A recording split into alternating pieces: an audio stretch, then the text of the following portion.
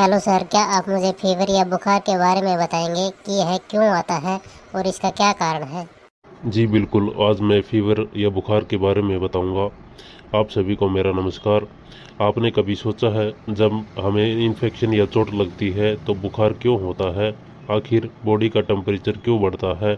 आज हम इस राज को बाहर निकालते हैं और समझते हैं। जी बताइए, मुझे भी ये जानना है। जब कोई वायरस या बैक्टीरिया हमारी बॉडी में घुस जाता है तो बॉडी के अंदर अलार्म बज जाता है और इम्यूनिटी सिस्टम के सोल्जर, जिन्हें वाइट ब्लड सेल कहा जाता है, तुरंत एक्टिवेट हो जाते हैं और कहते हैं ये तो हमला है, तैयारी करो।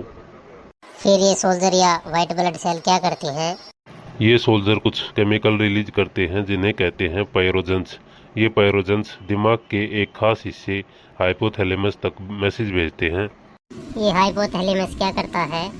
हाइपोथैलेमस कहता है अगर दुश्मन अंदर तक घुस चुका है तो टेम्परेचर बढ़ाओ और इनको खत्म करो। दुश्मन का अर्थ है वायरस या बैक्टीरिया। हाइपोथैलेमस बॉडी का थर्मोस्टेट है। ये सेट पॉइंट बदल देता है, मतलब अब नॉर्मल टेम्परेचर नहीं चलेगा। नॉर्मल टेम्परेचर न रहने की वजह से बॉडी को ठंड लगने लगती है और हम कांपने लगते हैं, क्योंकि ताकि अंदर से और हीट बन सके। फिर क्या होता है। टेम्परेचर बढ़ने से वायरस और बैक्टीरिया का जिंदा रहना मुश्किल हो जाता है और वाइट ब्लड सेल्स और एक्टिव हो जाती हैं और लड़ाई जीतने के चांसेस बढ़ जाते हैं। अगर टेम्परेचर नॉर्मल से बहुत ज़्यादा हो जाए तो।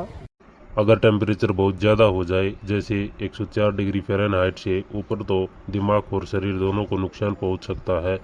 इसलिए डॉक्टर से सलाह लेना ज़रूरी हो जाता है।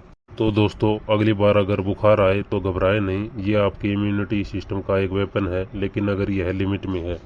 नॉर्मल बॉडी टेम्परेचर कितना रहता है, मतलब कि कितने तक बुखार माना जाता है। Normal body temperature 37 degree Celsius या 98 डिग्री फ़ारेनहाइट होता है। अगर इससे ऊपर अगर टेम्परेचर आता है तो वो आपको बुखार हो सकता है। यह सब बताने के लिए आपका धन्यवाद। ऐसी ही नॉलेज के लिए लाइक, शेयर और सब्सक्राइब कीजिए द डोजी डॉक्टर को। धन्यवाद।